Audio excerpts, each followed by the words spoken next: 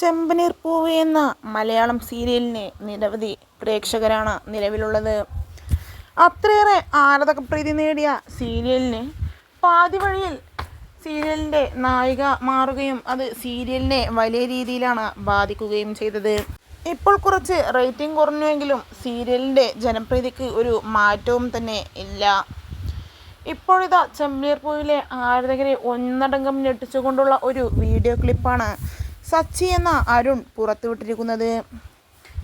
Serial ഷൂട്ടിങ്ങിനിടയിൽ തനിക്ക് സംഭവിച്ച അപകടത്തെക്കുറിച്ചാണ് സച്ചി ഇതിനോടകം തന്നെ സോഷ്യൽ മീഡിയയിലൂടെ തുറന്നടിച്ചത്.